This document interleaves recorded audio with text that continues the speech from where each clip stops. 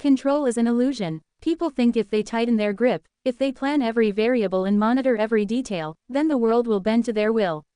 But life doesn't work that way. The moment you try to lock everything into place, you begin to choke the very process that allows things to emerge. Manifestation is not a machine. You can't bolt it together and expect it to move in a straight line. It's more like a living organism. It grows, it adapts, it surprises you. And the harder you try to force it into a rigid frame, the more lifeless it becomes. What happens when you cling to control is that you close yourself off to possibilities. You think you're being efficient, but in truth you're blind to what could be. The illusion is seductive. If I control enough, then I'll be safe. I won't fail. I won't be disappointed. But that safety comes at a cost. You cut yourself off from the unexpected encounters, the sudden opportunities, the wild turns that actually lead to manifestation. The universe doesn't reward the clenched fist, it rewards the open hand. At the heart of control is fear. Fear of chaos, fear of failure, fear of not being good enough. So you build walls, you tighten the screws, you construct a little prison that feels orderly. But prisons don't create, they contain. And when you try to manifest from inside that cage, you find nothing moves. The truth is, control doesn't secure your future. It suffocates it. The moment you surrender this illusion and step into openness, you start to cooperate with reality rather than dominate it. And that's when manifestation begins to breathe. Manifestation requires openness. That means leaving room for the unknown, for the unpredictable, for the possibility that what comes may not look exactly like what you imagined. People confuse openness with passivity, but that's not what it is. Openness is an active stance. It's a willingness to engage with life without demanding that every detail conforms to your expectation. It's saying, I'll take responsibility for what I can, but I'll also allow space for what I cannot yet see. When you're open, you make room for emergence. Think about it. The best opportunities, the ones that truly altered the course of your life, probably didn't arrive on schedule. They appeared out of nowhere. A conversation, a chance encounter, a door you never knew existed suddenly revealed itself. If you had been locked into control, you would have dismissed it. You would have been too busy clinging to your narrow vision to notice that something larger was trying to reach you. Openness is uncomfortable. It demands humility. It forces you to admit that you are not the architect of every outcome, that the world contains forces beyond your calculation. But that humility is not weakness, it's strength. Because when you open yourself to possibility, you allow reality to collaborate with you.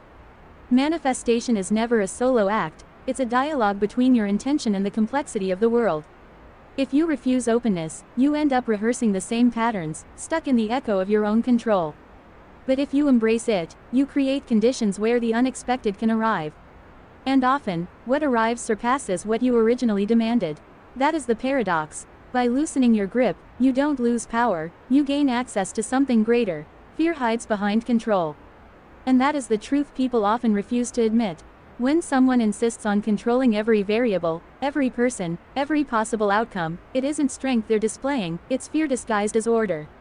It's the fear of chaos, the fear of uncertainty, the fear of being exposed to life as it actually is, unpredictable, vast, and beyond total command.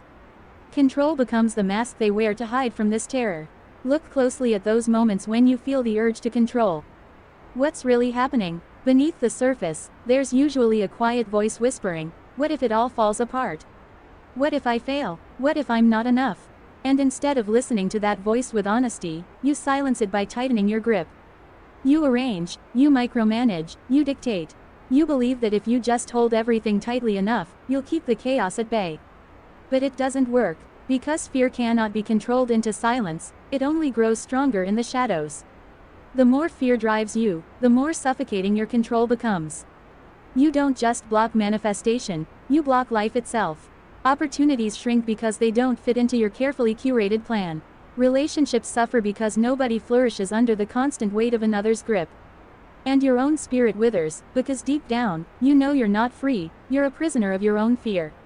The paradox is that fear can actually guide you, if you face it directly. Fear reveals where you are most vulnerable, where you're still clinging too tightly. And if you're willing to confront it, instead of disguising it as control, you create the conditions for growth. Manifestation does not require the absence of fear, it requires the courage to step into it without building walls around it. Control is fear's attempt at safety. But safety isn't what leads to creation. What leads to creation is trust. Trust in yourself, trust in the process, trust in the unknown that you cannot fully predict. If you want to manifest, you cannot build from fear. You must build from courage. And courage doesn't cling, it opens. Rigidity blocks growth. It's as simple as that. When you cling to a fixed plan, a fixed idea, or a fixed version of yourself, you shut the door to the very process that makes manifestation possible. Growth is movement, it's adaptation, it's the willingness to bend without breaking, to adjust your steps as life shifts around you. Rigidity, on the other hand, is the refusal to move. It's saying, this is how it must be, and I won't accept anything else. That mindset might feel like strength, but in truth it's fragility disguised as certainty. Think of a tree. The strongest trees are not the ones that resist the wind with brute force. They're the ones that bend, that sway, that allow the storm to pass through them without snapping. Rigidity makes you brittle, and brittleness is what breaks people when reality refuses to conform to their expectations. You cannot grow if you refuse to be shaped by the unexpected. The deeper issue is that rigidity narrows your vision. You become so committed to one outcome, one path, one definition of success, that you miss the countless other routes life presents. The door to manifestation might be standing wide open right beside you, but you won't see it, because you're too busy staring at the wall you've convinced yourself is the only way forward. Growth requires flexibility, the humility to say, I may not know the exact form this will take, but I'm willing to evolve with it.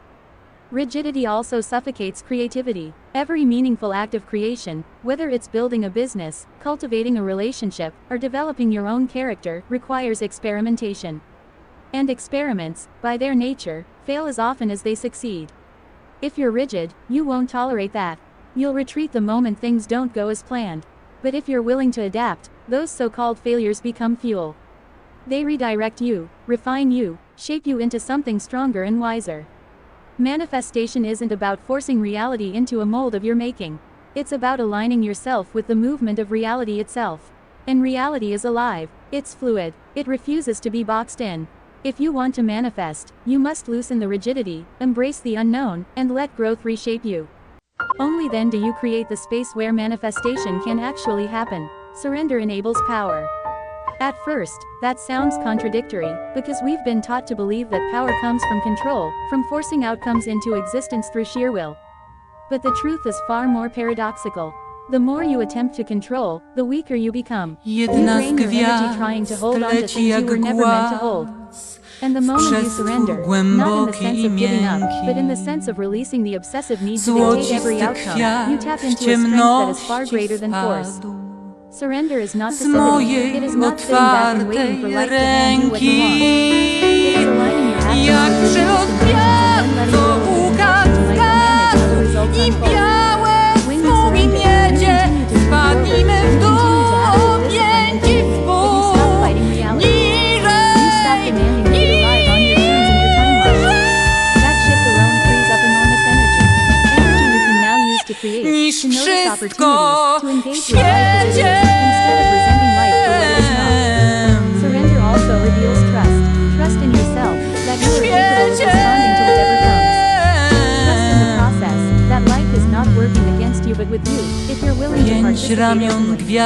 And trust in the unknown, the part of existence that you can't calculate or predict, but which often delivers outcomes beyond what you could have designed. That kind of trust doesn't weaken you, it empowers you to grow, because the moment you stop wrestling with reality, your ability cooperates with it. Ironically, surrender brings you closer to what you want moving forward. Control narrows your focus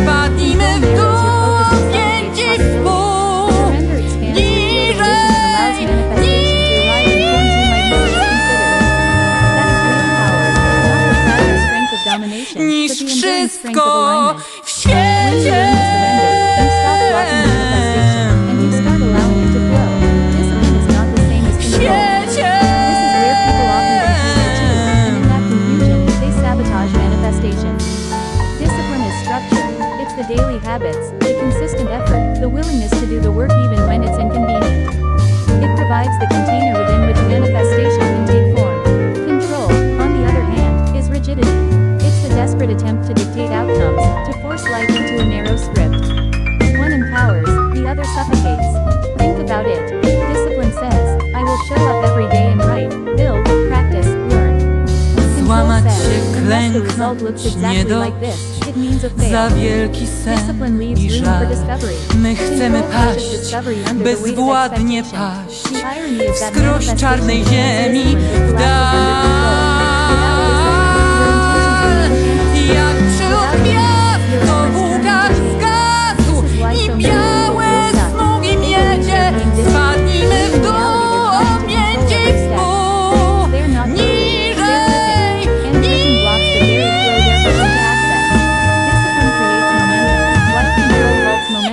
niż wszystko w świecie.